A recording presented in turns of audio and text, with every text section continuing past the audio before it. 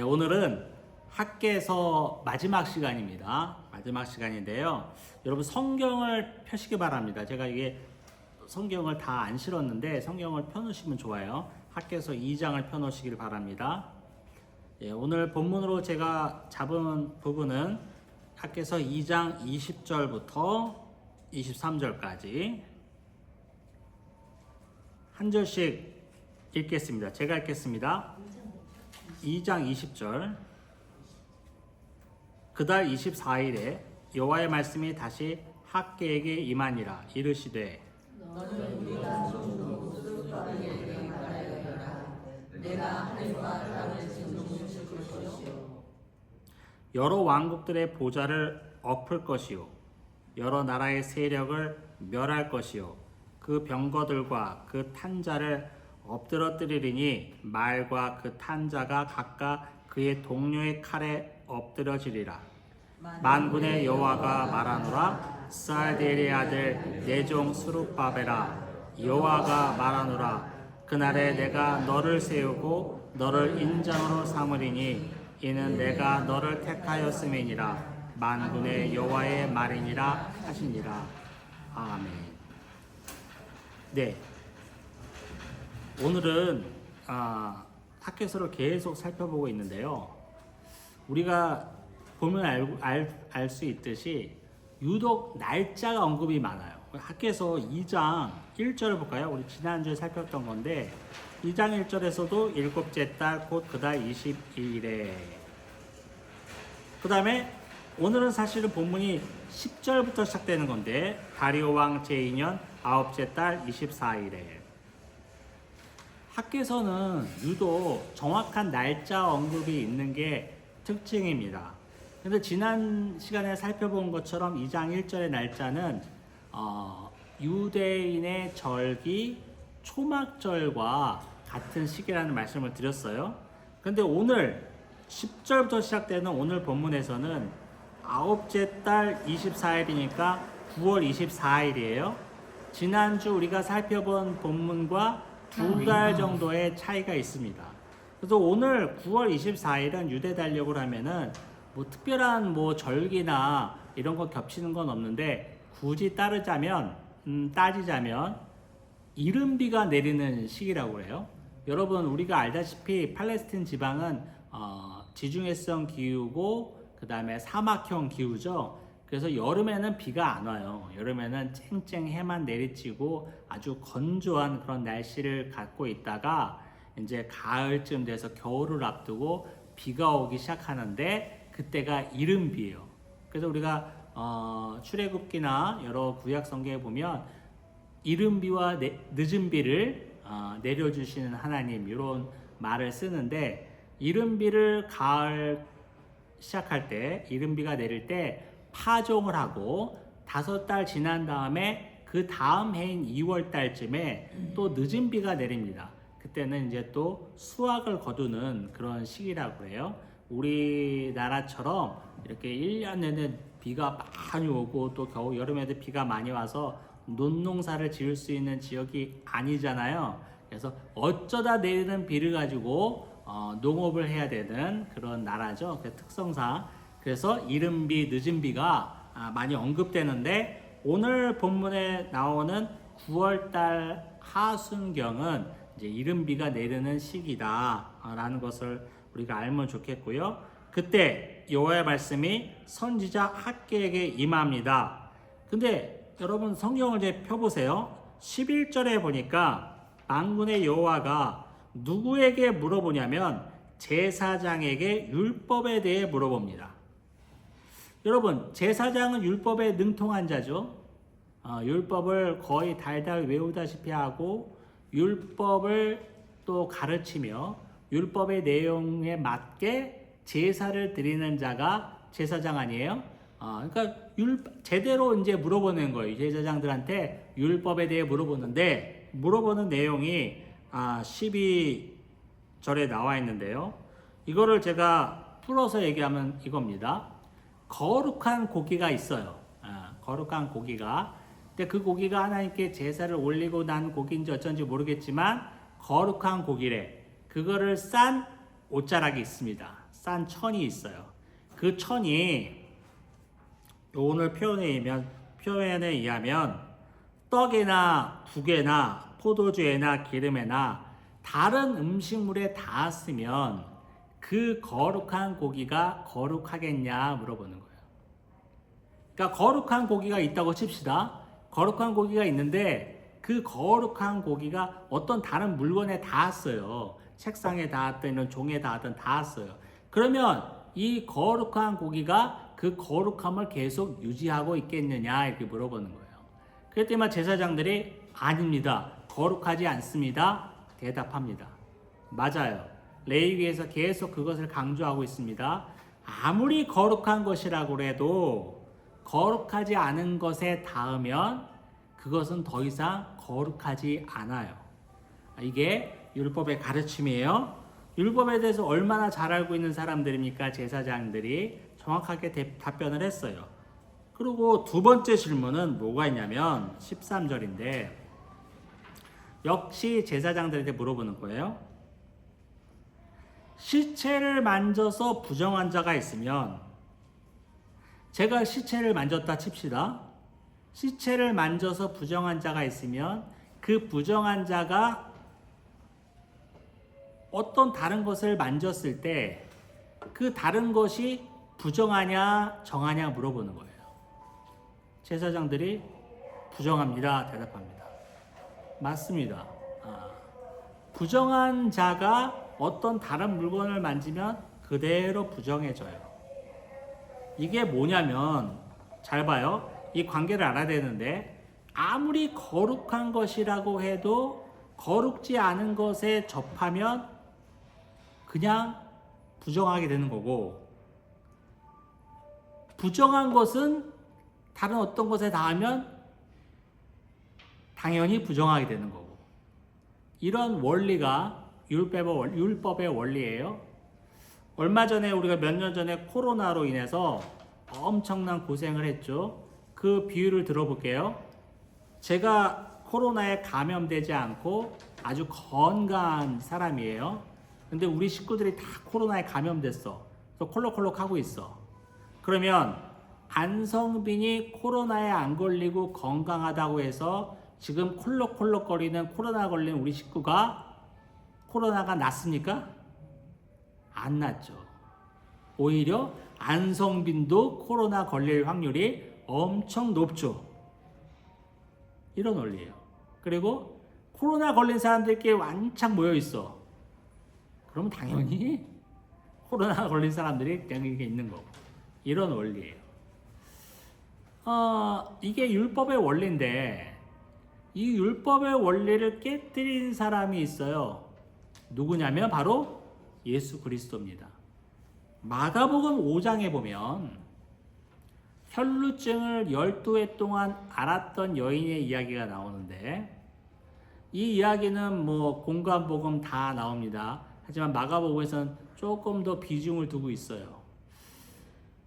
예수님이 회당장 야이로의 딸이 아프다는 소식을 듣고 그 딸을 고치기 위해서 가던 길에 어떤 여인을 만나는데 그 여인이 바로 혈루증 걸린 여인이에요.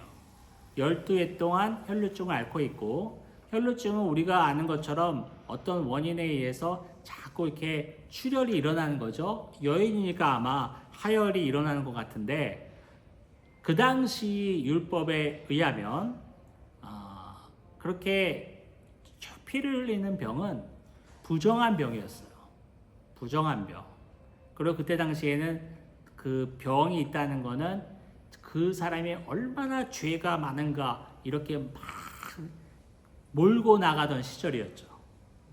그래서 그 여인은 부정한 자의 상징이었어요. 그래서 어디 가서 얼굴도 못 내밀고 혼자 이렇게 앓고 있는 여인이었는데, 그 여인의 마음속에 모든 병을 고치신다는 예수님의 소문을 들었고, 저 정결한 예수님의 내가 옷자락만 닿아도 내가 깨끗해지지 않을까, 이 부정한 병이 깨끗해지지 않을까라는 마음으로, 믿음으로 예수님의 옷자락을 딱 건드렸죠. 우리가 아는 것처럼 예수님은 누가 자신을 건드렸음을 직감하고 누구냐? 누가 나를 건드렸냐? 물어보시죠. 그리고 그 여인에 찾아가서 여인을 고쳐주셨습니다. 이거는 아까 말한 여호와 하나님께서 제사장들에게 물어본 율법의 원리와 다르죠. 부정한 여인이 정결한 예수님을 만졌다면 율법의 원리에 의하면 예수님도 부정해야 될, 더러워져야 되는 게 맞아요. 근데 예수님은 그렇지 않았죠. 오히려 그 여인이 깨끗해지고 정결해지고 고침을 받았습니다. 이건 왜 그럴까요? 예수님이 메시아이심을 증거하는 사역이에요. 너희들이 그런 율법의 원리로 알고 있지 않니? 그러나 나는 그 율법의 원리를 깨뜨리는 사람이다. 율법의 원리를 초월한 존재라는 것을 알려주는 사건이 바로 혈루증 여인의 사건이에요. 예수 그리스도가 단순한 놀라운 가르침을 선포하면서 사람들을 끌고 다니는 그런 청년이 아니라 구약에서 그토록 예고하던 메시아이심을 증거하는 사건이기도 했습니다. 자, 그리고 그 다음에 우리가 20절 오늘 본문에 볼게요. 하나님의 말씀이 학개에게 임하는데 유다 총독 스룹바벨에게 이렇게 말하라 라면서 임하는 겁니다. 21절을 한번 같이 읽어볼까요? 시작. 너는 유다 총독 스룹바벨에게 말하여 이르라. 내가 하늘과 땅을 진동시킬 것이요. 22절까지. 여러 왕국들의 보좌를 엎을 것이요. 여러 나라의 세력을 멸할 것이요. 그 병거들과 그 탄자를 엎드러뜨리니 말과 그 탄자가 각각 그 동료의 칼에 엎드려지리라. 아멘. 자, 하나님께서는 지금 유다 총독 스룹바벨에게 말씀하십니다. 제가 서론 시간에 학개서 1장 1절을 할 때 말씀드렸어요. 스알디엘 아들 유다 총독 스룹바벨과 대제사장 여호수아와 학개의 이름을 기억해 주세요. 이들이 계속 이 본문을 이끌고 나갑니다. 말씀드렸죠. 처음 학개서가 시작할 때 1장 1절에서 언급됐던 스룹바벨이 마지막 부분의 학개서에서도 똑같이 언급된다는 거, 중요한 특징 중에 하나입니다. 우리가 이거를 수미 쌍관을 이룬다는 말을 하는데 머리와 끝이 관련이 있다 이런 뜻이에요. 그럼 왜 스룹바벨이 나오냐는 거예요. 스룹바벨에게 말하는데 뭐라고 말하냐면 하늘과 땅을 진동시킬 것이요 왕국들의 보좌를 엎을 것이요 여러 나라의 세력을 멸할 것이요 병거들과 그 탄자들을 다 엎드려뜨린다라는 엄청난, 듣기만 해도 뭔가 대혼란과 전쟁을 연상시키던 이런 단어를 언급하면서 스룹바벨에게 말씀하십니다. 요 뉘앙스는 우리가 지난 시간에 살펴봤던 2장 6절에 만군의 여호와가 이같이 말하노라. 조금 있으면 내가 하늘과 땅과 바다와 육지를 진동시킬 것이요, 이 말과 뉘앙스는 좀 비슷해 보이는데, 제가 지난주에 6절에 있는 내용은 말세에 일어날 징조이기보다는 2장 초반부가 출애굽상의 내러티브를 갖고 있기 때문에 그때 상황을 비교하면서 보면 좋겠다라는 말씀드렸고요. 오늘 여기 있는 본문에서는 마치 약간 우리가 흔히 아는 말세의 징조를 생각하면서 보는 것도 좋을 것 같아요. 그리고 23절 한번 볼게요. 23절 정말 중요합니다. 23절 시작. 만군의 여호와가 말하노라. 스알디엘의 아들 내 종 스룹바벨아, 여호와가 말하노라. 그날에 내가 너를 세우고 너를 인장으로 삼으리니 이는 내가 너를 택하였음이니라. 만군의 여호와의 말이니라 하시니라. 아멘. 자, 스룹바벨을 말하는데 스룹바벨을 그날에 내가 너를 세우고 너를 인장으로 삼으리니. 그 인장이 뭐예요? 도장이에요, 도장. 그래서 왕들이 결제할 때 쓰는 도장. 그래서 우리는 이제 옥새가 따로 있었죠. 이런 종처럼 이렇게 거북이 누워 있는 우리는 옥새가 따로 있는데 그 팔레스틴 지방의 고대 근동에서는 주로 반지에 또는 목걸이에 그 왕의 반지가 이 도장이 있어서 결제에 찍었다고 하고 합니다. 자, 인장이라는 말은 왕권을 뜻하는 거예요. 왕권.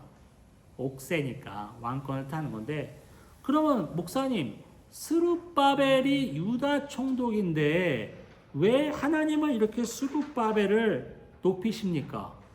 왜 하나님은 스룹바벨에게 모든 왕권을 준다고 하십니까? 여러분, 스룹바벨이 메시아를 예표하는 인물이에요. 여러분, 스룹바벨, 제가 앞에서 서론할 때 말씀드렸습니다. 스룹바벨의 이름의 뜻이 뭐였죠? 뜻이 바벨론의 숨은 씨였어요. 스룹바벨의 이름이 바벨론의 숨은 씨. 주전 586년에 남유다가 바벨론에 의해서 완전히 멸망되고 바벨론의 포로로 끌려가서 70년간 노예 생활을 했습니다. 유다 백성들이. 여러분 생각해 보세요. 그 70년은 유다 민족에게 잃어버린 시간 같았고 하나님이 더 이상 우리 유다를 돌보지 않는구나라는 절망의 시간이었고, 더 나아가서 우리가 그토록 섬겼던 아브라함 때부터 섬겼던 여호와 하나님이 우상나라 바벨론의 신에게 패배했구나라는 패배감으로 쩔어있는 시간이 70년이었어요. 그런데 하나님은 결코 그 70년 동안에 이스라엘 백성들을 혼자 놔두지 않았습니다. 하나님의 불꽃 같은 눈동자가 포로 생활을 하고 있는 70년 동안에 이스라엘 백성에게 떠난 적이 없습니다. 그곳에 씨를 숨겨놨어요. 그게 누구죠? 스룹바벨이에요. 바벨론에 숨겨놓은 씨. 여러분, 이 씨라는 개념, 제가 창세기와 갈라디아서를 강의할 때 말씀드렸습니다. 이 씨라는 개념이 뭐예요? 아브라함의 씨, 네 씨로야 말미암아, 네 씨를 통하여 할 때 그 씨가 뭐냐고요? 물론 자손이죠, 아들이죠. 그러나 언약적인 관계에서 생각해야 합니다. 아브라함이 다 낳았다고 하나님이 말하는 그 아브라함의 씨가 되는 겁니까? 아니에요. 아브라함이 인간적인 자연적인 방법으로 낳은 자식은 아브라함의 씨가 되지 않아요. 아브라함과 사라가 더 이상 아이를 가질 수 없는 몸이 되었어. 더 이상 자신의 생식 기능으로는 아이를 가질 수 없는 절망적인 상태이지만 하나님의 은혜로 말미암아 아들을 낳았잖아요. 명년 이맘때 아들을 낳으리니 이삭을 낳았잖아요. 이삭을 통해서 아브라함의 씨가 이어지는 겁니다. 약속의 씨가, 약속의 자손의 씨가 이어지는 거예요. 왜요? 이삭은 아브라함과 사라가 자신의 신체 기능으로, 생식 기능으로 낳은 아이가 아니기 때문에 그래요.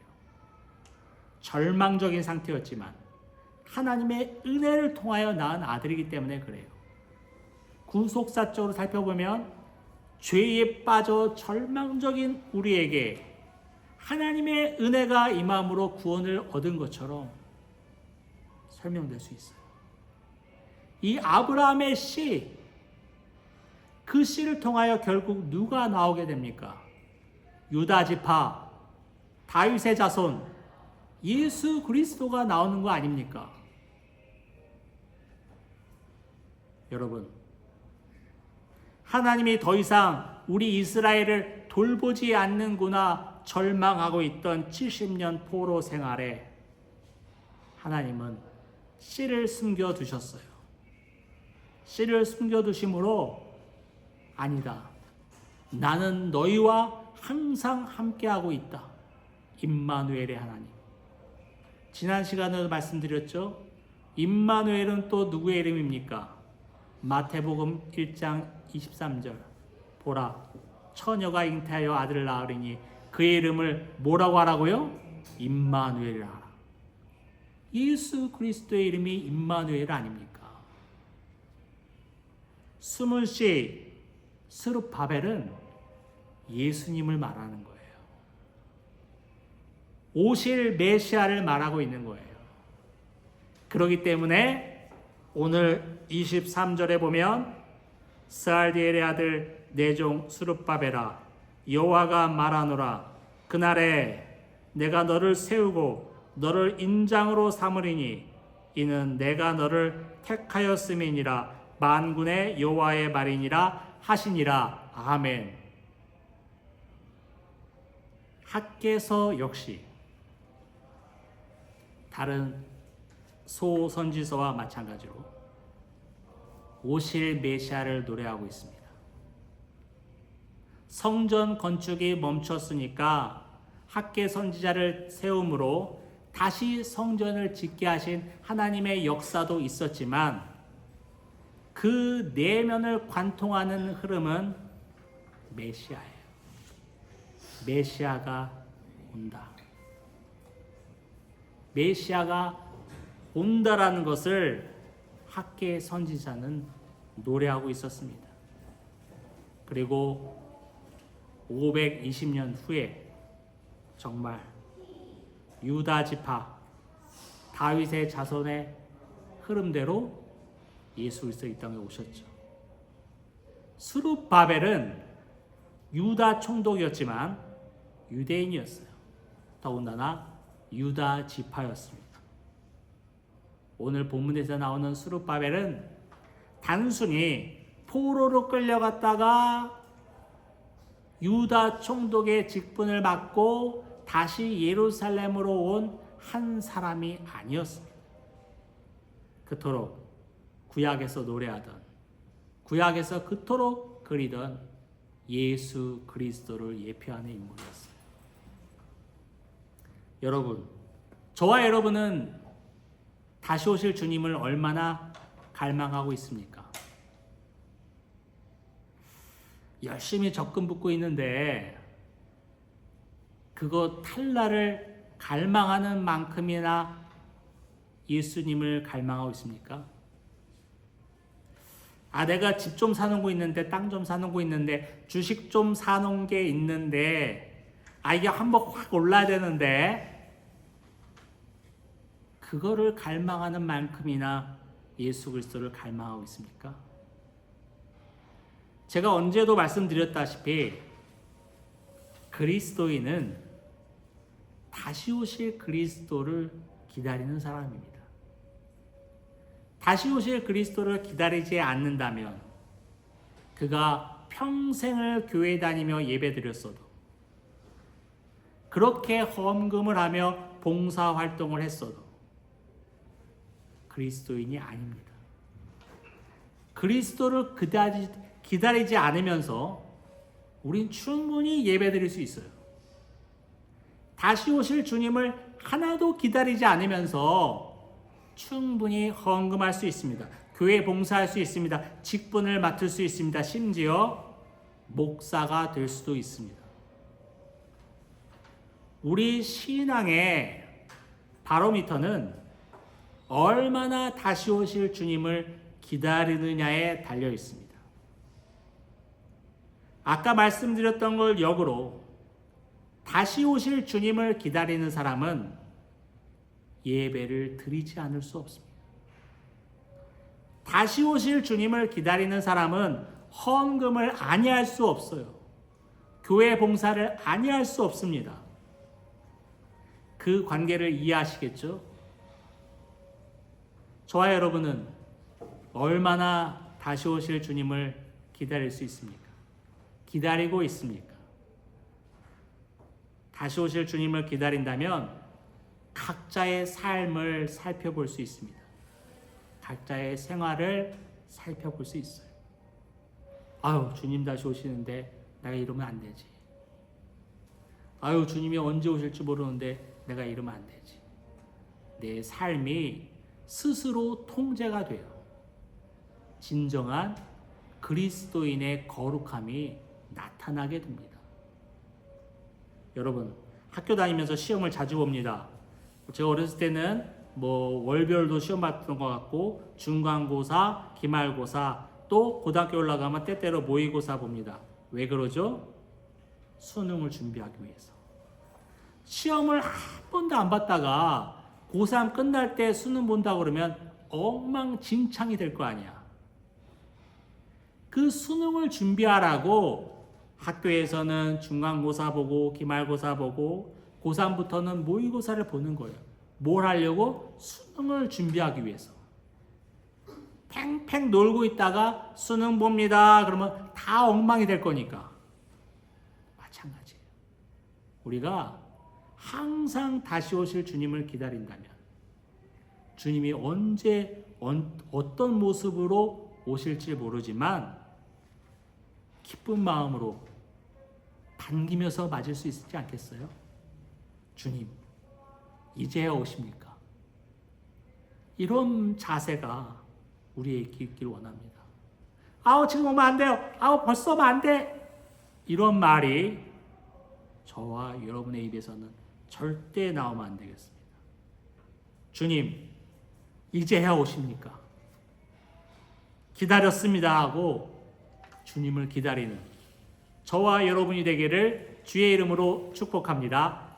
아멘.